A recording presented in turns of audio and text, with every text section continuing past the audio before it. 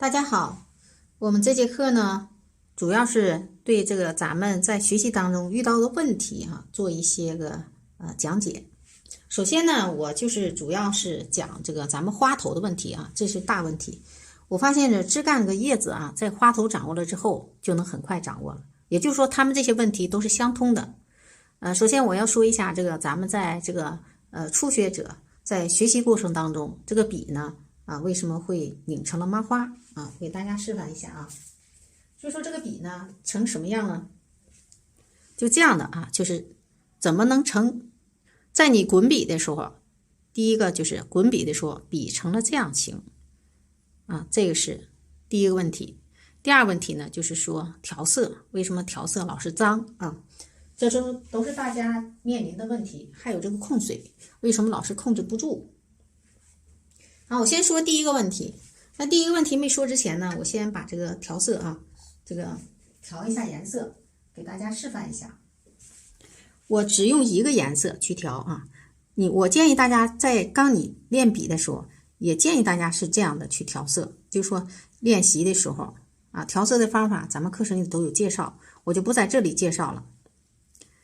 你在练习的过程当中，如果你调色老是调出来不够柔和，那你就首先练一下调色的基本功。像我这样练，你先练习薄薄的调一层出来是什么样，薄薄的调一层之后出来的效果应该是这样的。大家可以看一下，也就是说整个这个花瓣呢它都有颜色但是呢它很薄，是吧？这就是薄薄的调了一层之后出来的颜色，只是一个颜色，没有色阶，可以说基本上没有色阶。那有了色阶是什么样呢？来，我们再给它都调完一层之后然后呢从笔肚到笔尖开始加浓。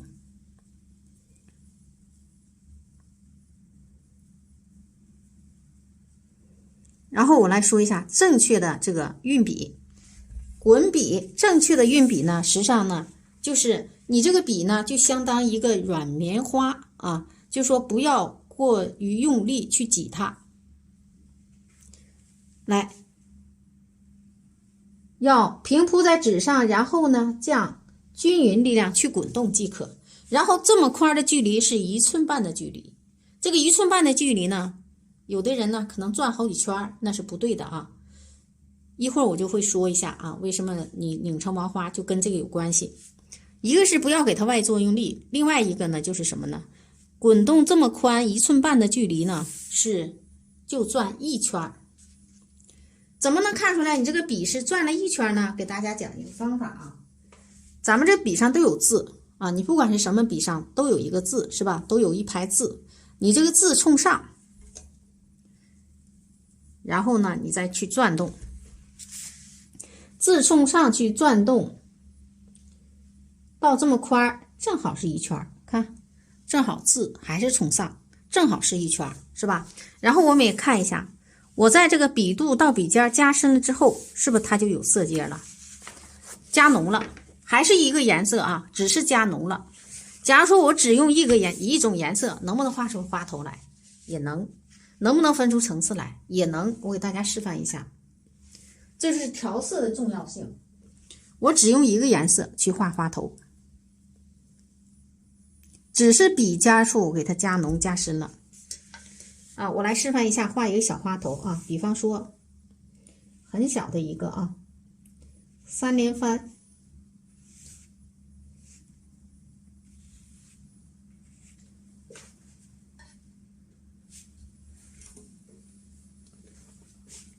还是笔尖再补点颜色。我这个现在只用了牡丹红，这是牡丹红颜色只用了牡丹红，别的颜色都没有用。然后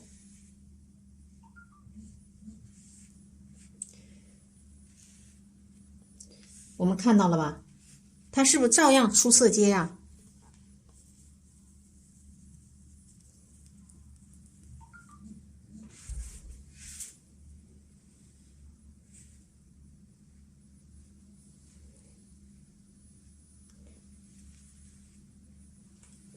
来，大家看一下，有没有出色阶？层次清楚不清楚？是不是一样清楚啊？这个呢就是什么呢？咱们只用了一个颜色，但是因为你调色调出来色阶啊，我们可以呢一开始可以这么练。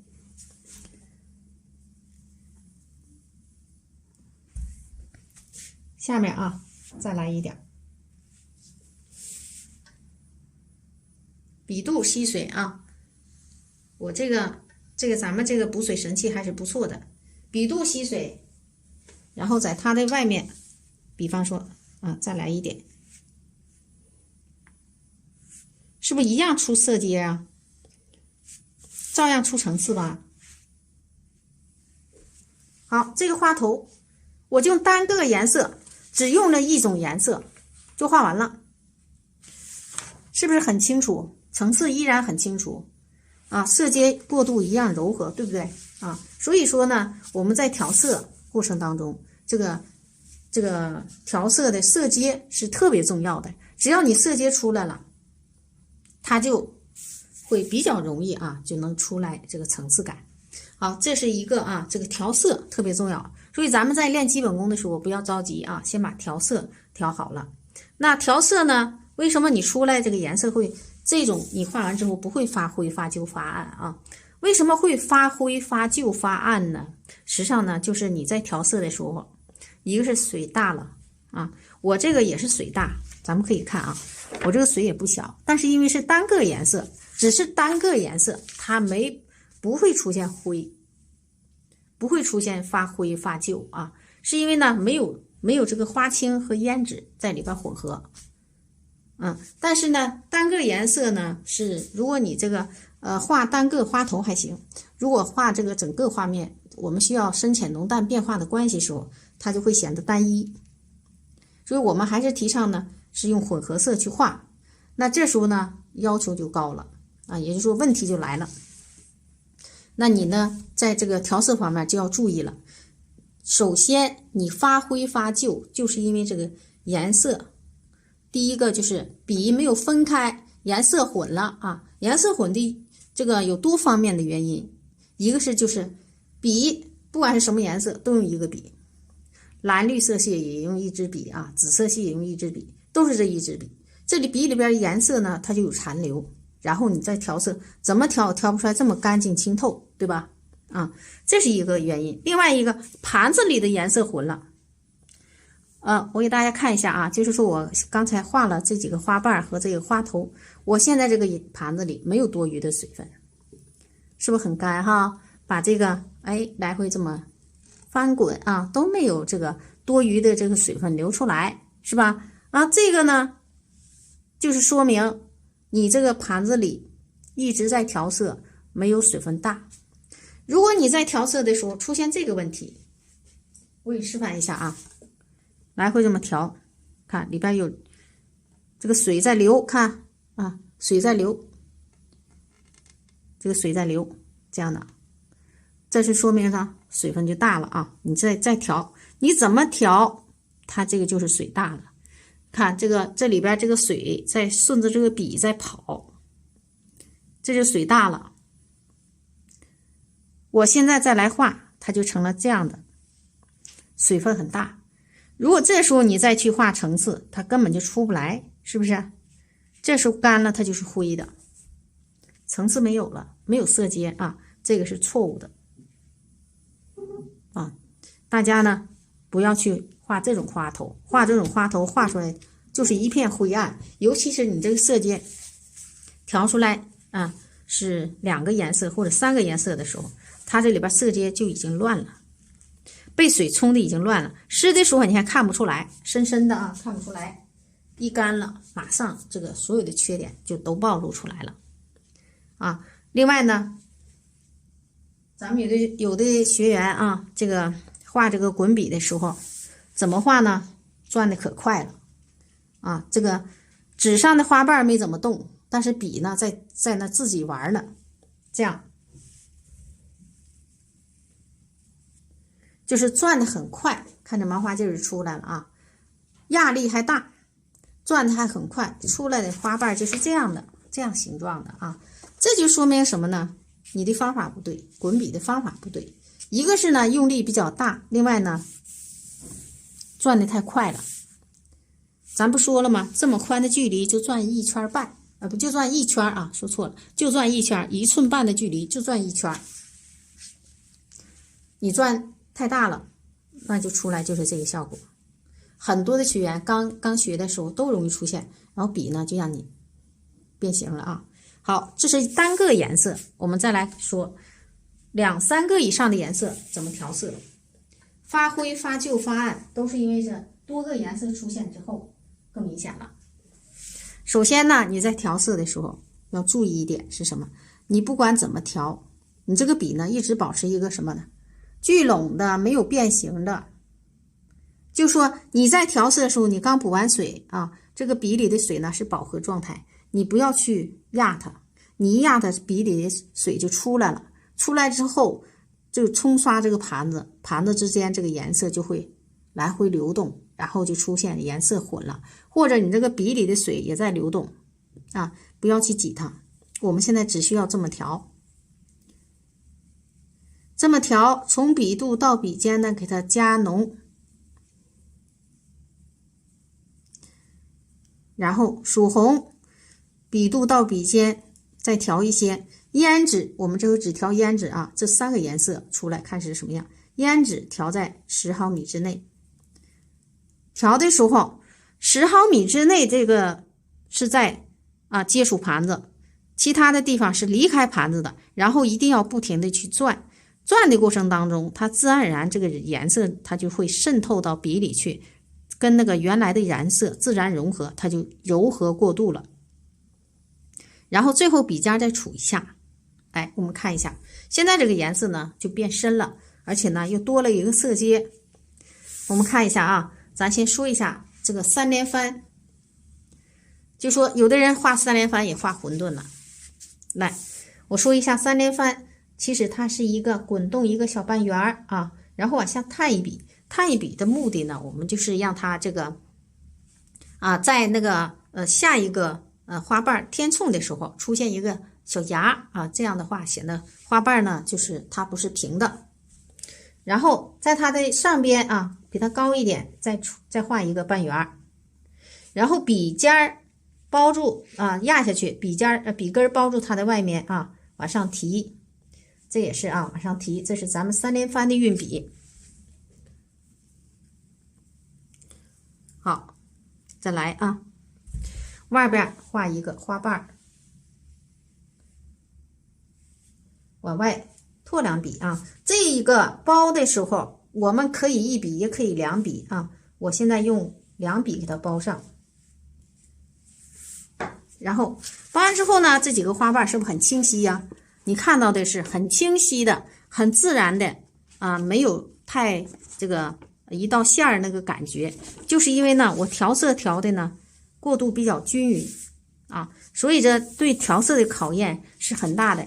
咱们呢调色不要着急，如果你是新学员，你刚开始调色的时候肯定调的这个转数慢呢，你要多调，而且你要不断的去练，把这个转数练熟练了，就说你在转动这个笔杆的时候给它这样的练熟练了，你这样的话你练出来笔速之后，你再去画花头怎么画就怎么出效果。学画不能着急练基本功特别重要。好，我再说下一个问题，就说我们在画的时候，这个发灰发旧，另一个原因就是应该是第3个原因第2个原因是水分控制，第3个原因呢就是什么呢？笔速的问题这个假如说我水大了，我现在特意让它水大一点水大到什么程度呢？低了都要低了，这样的水大到这程度，是不是低了？是不是这样都低了？是不是水很大是吧？但是如果笔速上来，我现在调一点深颜色，笔速假如说上来了，是不是照样出层次你看到的水还大吗？是吧？几下子就把这个水分吸进去了，对吧？所以说水分大了呢，会让这个颜色显得薄，为什么呢？颜色进不去了啊。那我们现在呢，这还是水分挺大的，我们再来啊。水分大就是笔数上来了，它也不会阴，就怕是水分又大，笔数还慢，它就阴的厉害。看，这都是水分很大，是吧？切笔，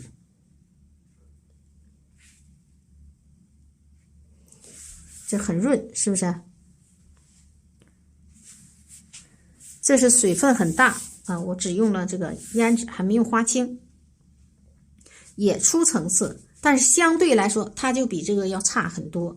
所以说控水呢还是特别主要的。你看这个也是水分控制住了，是这样的，水分太大了，虽然你笔数很快很快的，但是还是要差一些，是因为什么呢？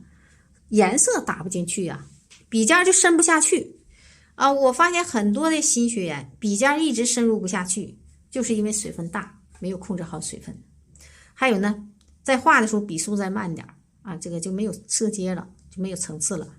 好，我们再来啊，再说一下这个花青这个颜色啊。花青的颜色呢，是我们画的时候经常要放进去的颜色，目的呢是增加这个花瓣的立体感。但是呢，花青这个颜色你要画的时候，调色也要慎重的去用。假如说你呢，对这个花青一用呢，就容易出现一道线的话，那你暂时可以锻炼的光用这个胭脂去出色阶。但是花心部分呢，没有这个花青呢，它立体感就会差很多。好，我们来说一下啊，把这个胭脂调到10毫米之内之外呢，我们来调一下花青，调在5毫米之内。我们来看一下这个色阶，有花青了之后，色阶就会更加的明显啊。看啊，假如说你要画翻瓣的时候，你看它这个色阶，它就会出的呢特别明显，而且又立体。所以有的时候我们对这个花青呢是既爱又恨的。有时候因为有这个花青呢，调色不好调了，是吧？你会说，哎呀，没有花青就好了。没有花青呢，我这个就没有这么一道线儿那种感觉。但是花青用好了，它是很出效果的。咱们看一下这个立体感就特别强，是吧？啊，所以呢，这个花青呢，你还不能不用啊。有的时候，假如说重颜色的时候，颜色比较重，一会儿呢，我会给大家画这个。咱们主要是关键呢，不是浅颜色，浅颜色大家还能觉得好画，浓的颜色大家始终是画不出来啊。颜色之所以调不浓，是因为呢，咱们那个水分还没有控制好，颜色就调不浓，深色花始终表现不出来啊。一会儿呢，咱们也把深色花表现一下。咱们的主要问题啊，发灰发旧也是在深色花上。好，我来现在再加重一下啊，咱再说一下这个，在这个花心部分啊，或者是呢这个在这个翻瓣部分啊，你这个都是要给它这个加深加重的啊。假如说我稍微深一点，再深一点啊，把它这个胭脂调在笔肚部分，完花青呢，我给它调到10毫米之内，这样的深下去啊，咱们可以看一下单独的花瓣是什么样。这是单独的花瓣，是不是它就很深了啊？我们可以看看这样啊，这样的花瓣呢，是用在花心部分效果就比较好啊，它立体感特别强。来，我们再来。另外呢，给大家也说一下啊，就说你在画这个花头也好啊，画作品也好，希望大家呢都预备点这样废纸。啊，感觉水大了，赶紧去吸一吸，是不是它就水分就小了啊？假如说你这样，我们这是笔肚吸水啊，千万不要用笔尖去吸水。我们的画法就是笔肚吸水，来把这个笔肚吸水，吸完水之后，如果你这个突然感觉水大，你赶紧的这样吸2下，是不是它水分就不大了？然后这时候啊，我们去再补点颜色。吸完水之后，一般的都是要补颜色的，要不然呢，它这个效果出不来啊。有的时候我们希望笔肚出点高光，那你笔尖也要补点颜色，它才有色阶。好，我们再说一下啊，这个在这个下方这个翻瓣啊，不是翻瓣，就是大的花瓣啊，一般的都是这么去表现。滚笔啊，这时候你滚笔你会觉得，哎呀，没有这个上面滚笔得劲儿。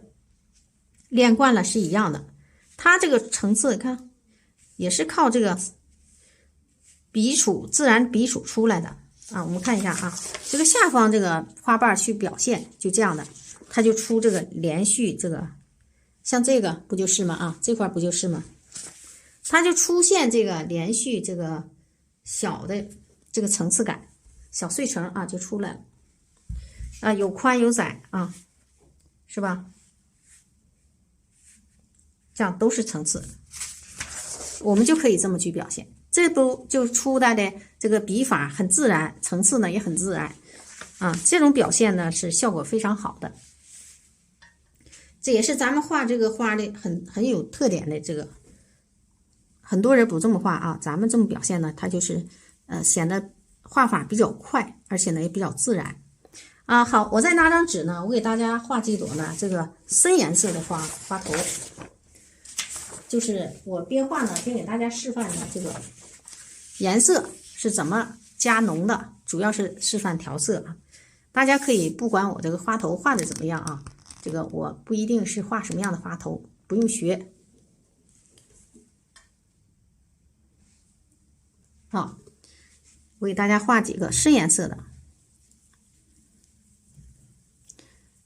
这个首先呢，你要把这个颜色调的够浓，够浓什么样？我给大家这么调啊，你看，你这个看这个颜色一点点的下去，只要你这个水分控制住了，这个颜色就能被这个笔吸进去。你这样转啊，你看这个颜色一下就转进去一半了，是吧？然后再把这个胭脂也调在笔肚处啊，花青再调在笔尖的10毫米之内，最后笔尖你再杵一下，让它更深啊，这是加深了，颜色加深了。然后我们那个画一个花头给大家看一下啊，这个深颜色之间呢，它这个色阶出的时候它会比较困难一点，我们这个时候更得利用好这个笔尖和笔根它们之间的色阶关系啊。我先说一下这个，这是连续扣瓣的画法，我们出的这个色阶都是笔肚笔根和笔尖之间啊，它们出的这个色阶差，然后出的层次都是这样的啊。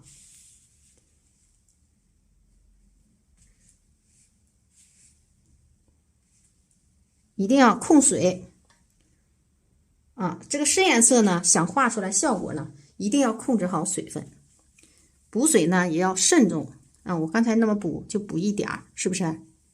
然后补完之后，我稍微搁那个纸再吸一下，防止它水分大。这就是啊，你这个画这个画的时候，你可以这废宣纸不离手啊，这样出来的。假如你控制水分啊，觉得不好控制的话，你就可以用这招去控制水分，非常给力。每次吸完水之后，你都用这个纸呢吸一下，其实不吸也行。你看我这个啊不吸，当然我这个是因为我老是画啊，这个有经验了。但是你刚画呢，可能是没有经验呢，你就得这么吸一下，翻上去一笔。啊，我给它画的一边多一边少，好，再补点水。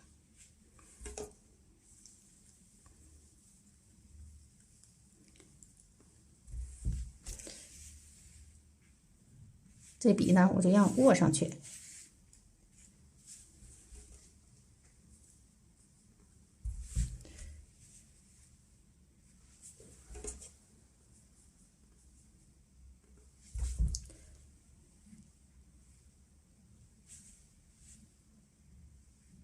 还有这个切笔啊，咱们呢不需要学太多，我们只需要会切花心的这2笔就行了。一个是冲上啊切一笔，冲下呢切一笔就行了。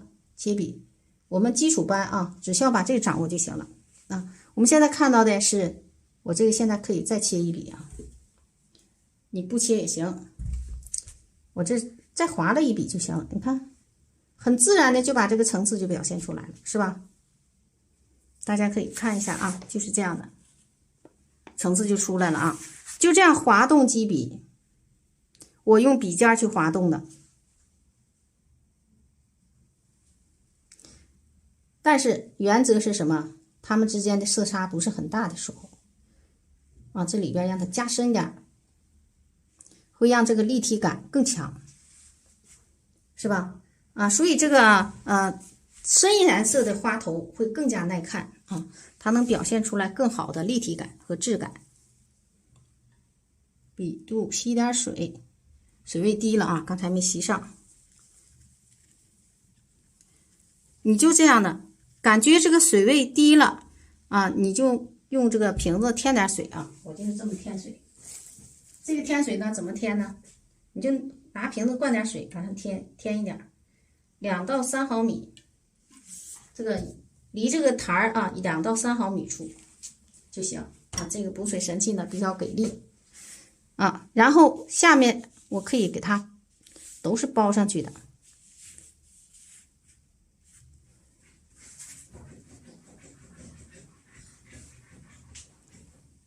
啊，稍微这么来点，行了。啊，这个花头就画完了，是吧？啊，我哥直接这么吸水，我这个现在直接吸水，水挺大吧，是吧？然后呢，你看啊，这个水都低，是吧？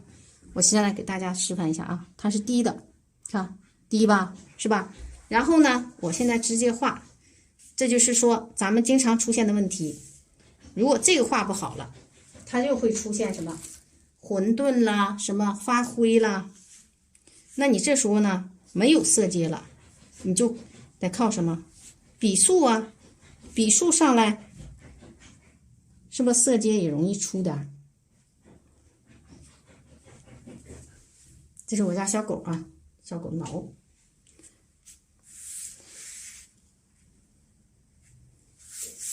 啊，我又吸了一下水。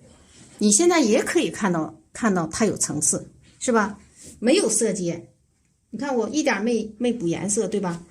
直接就是吸水画，然后越来越淡，浓淡相间，看啊，是不是出来这个效果了？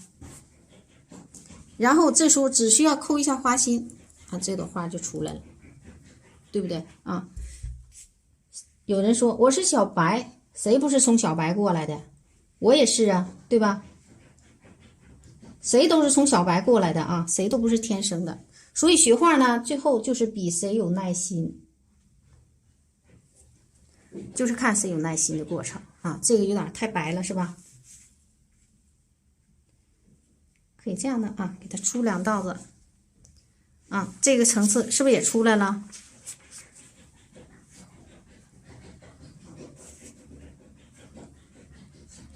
笔有点干了。我让它深浅相间一点，这样的又出一个花头，是吧？你现在看到的这2个花头形态是不一样，颜色也不一样。我们浅色的花呢，基本上就是这么画的。然后我再笔肚再吸水啊，我再画一个花头。这都是宽瓣的，我这回来一个碎瓣的，上面都是碎瓣啊。再吸点水，往外放一笔，这层次感呢，是不是也出来了？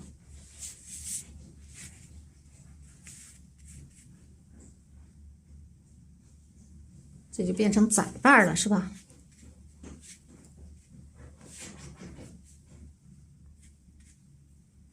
这我家的小狗啊，在刷存在感呢，嫌我不搭理它了。好，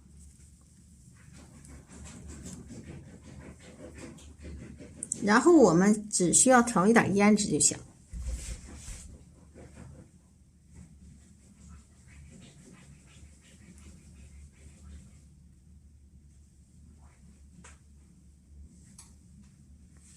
啊，我们看一下这个是不是也也出来了，是吧？这个花头也可以出来这个效果，没有太多的修饰，我只需要把这个，然后下面这部分啊，我们可以稍微来一点层次啊，不来也行，我就稍微给它来一点，让它有一点就行了，就这么样。这3个形态又不一样了，是吧？然后我再来一个，我给大家画这几个花头哈，目的是让大家知道你在熟练了之后，实际上就是怎么画怎么有理啊。另外呢，也让大家感觉到啊，这个笔触对这个花有多重要。所以我们要练熟练程度，先练笔触，笔触上来了，怎么画都出这个花头。我们可以呢先画下边，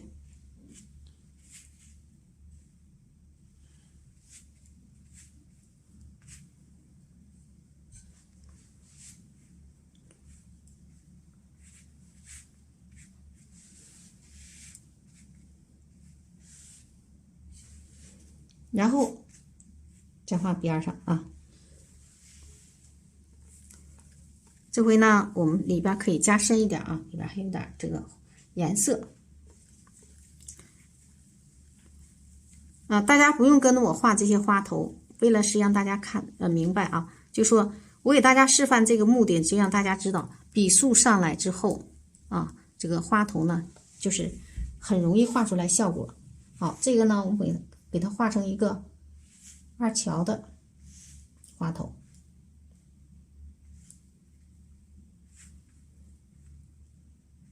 我们在第5节课里边讲了很多花头，大家呢在熟练了之后，可以照那花头啊去练练啊，这就是有深有浅。这面呢，我也可以给它加深一点，别让它过渡太急。好，有多大地方就多大地方了啊。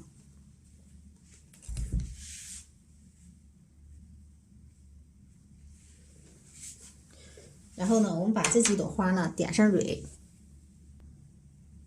啊，点蕊呢也给大家再讲一讲啊。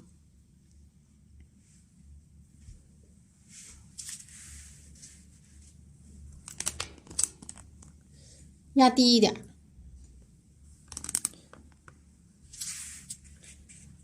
这点压不下去啊。这样的，太近了也不行，太近了它就虚了啊。主要是让大家看清楚点，就是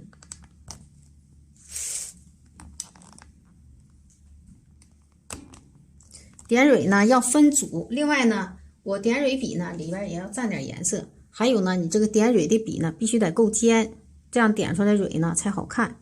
因为你点蕊的时候它也有个拉丝啊，笔尖呢是窝进去的啊，顿提，看这样的啊，笔尖窝进去，顿提顿提顿提啊，然后大小点结合，不要点的都太齐了啊，别点的太一样了。这样的是一组，然后呢，我们在旁边，比如说2组的话。这组高呢，这组就低一点啊，在旁边再点一组，这组呢就低一点，然后上面呢还可以再点一小组，点蕊呢也不要都点的一样，然后外边来点参差就行了。这样的啊，这一个花头比较大呢，我们就多点一点，然后点完之后呢是这样的，它分组啊，能看出来1组、2组、3组是吧？这一组，这一组，这一组。好像这个呢是开放型的，我们呢点蕊的时候也要给它点成开放型的。这个呢就可以点成2大组啊，这是一组，然后上边在它的上方再点一组。我们看一下啊，这个呢就是点了2大组，就是这样的啊。这是一组，这是一组。大家呢就按照这个我给大家示范的这几组呢，再练一练。好，这一个也是顿提顿提顿提，大小点结合啊，跟画叶子一样。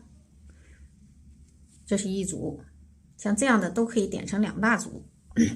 然后在它的上方啊，顿提顿提顿提，大小点结合。这2组呢，一定要怎么样？你看一下啊，一定要给它错开，不能把这2组啊并齐了往上摞。我们看到了吗？这一组边缘是在这儿，这组边缘在这儿，是不是它俩错开的？一高一低，然后一大组一小组，上面这组小，底下这组大。基本上就是底下这组大，上面那组小啊。来，我们再来。这个呢，我可以给它点成3组啊，看，这是一组。在它的左侧，我们再来一组，也可以把这2组呢看成是一大组，然后在它上面再来一小组。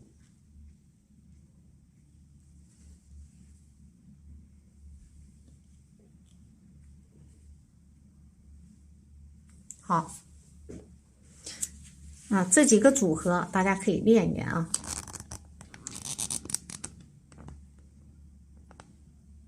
然后呢，点雌蕊。好，来点一下雌蕊。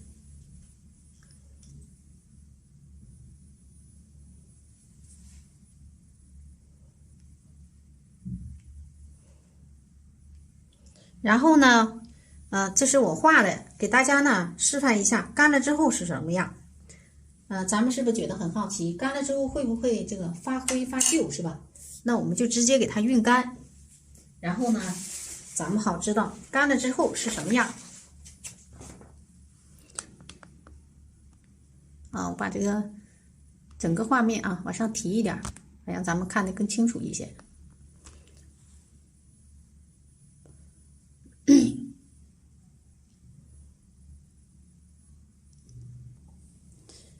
好，我来把这个熨斗拿过来，现在已经热了，来熨一下。得垫上纸熨，要不垫上纸呢，它就容易熨花了。因为我这熨斗上，咱们熨斗上都有那个风眼儿，那个风眼儿的地方就会先干啊，它就会熨花，它就受热不均啊，有纸呢，它就会受热均匀了。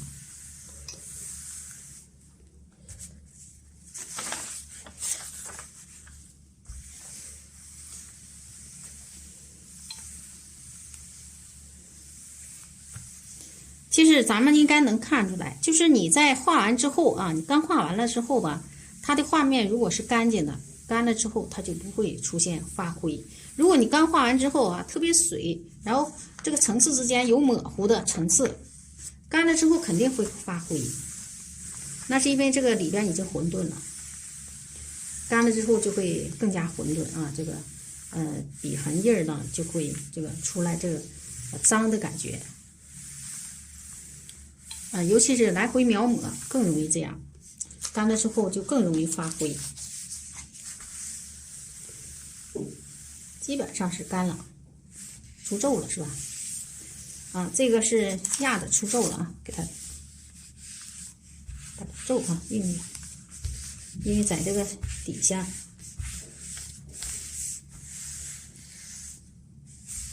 好了。这个咱们如果是老是画作品，建议大家呢也预备一个这样熨斗。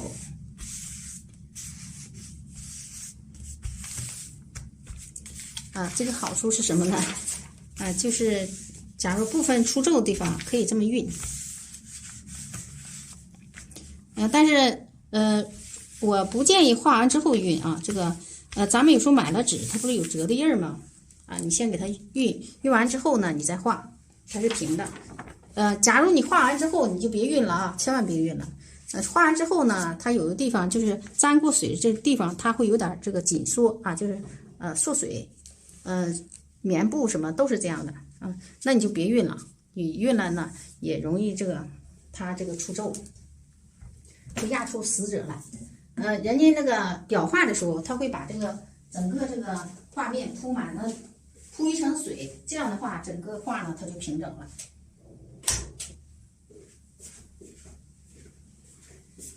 咱们现在看到的呢是完全干了啊，完全干透了，只是变浅而已。为什么会变浅呢？我跟大家说一下这个原理吧。就说我们的颜料挤出来呢，你看到这个颜料这个颜色哈，它是比较深的，它不是它的真实的颜色，因为这里边咱们的颜料这里边是有水的。你把这个颜料给它晾干了之后，假如说你不放在纸上，晾干了之后，它也是变浅。所以我们画的时候，为什么我们要强调这个笔肚到笔尖的地方要浓一点呢？我们的就是让它干透了之后，效果是什么样的？我们主要就看它干透了之后效果。湿的时候效果再好看都不算好看，我们就要干透之后的效果好看才是好看的啊。所以呢，我们要这个看它这个颜色啊，干了之后是什么样。你首先你画湿的时候，你要假如说你想要达到一个什么效果，你湿的时候要往深了去画，干了之后啊才会达到你要的效果。不是湿的时候什么颜色就是什么颜色啊，它都会变浅。但是我们能看到，我们这个深浅浓淡干了之后，它依然是比较清晰，对不对？没有发灰发旧发暗，是不是啊？这就是我们要的效果。好，我们这节课呢就上到这里。我们这节课的目的呢，就是让大家知道，就是说虽然是那个干了之后会发浅，但是发灰发白发旧发暗都是调色没有那个达到造成的。另外呢，笔拧毛花劲儿是怎么都给大家解答了啊，希望这节课呢对大家能有帮助。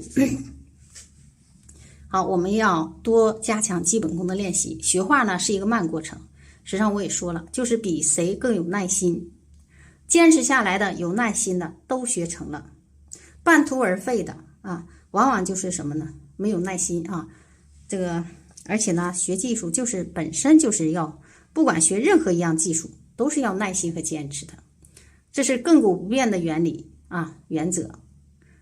希望呢用在学画上对大家也有帮助。好这节课呢咱们就结束了。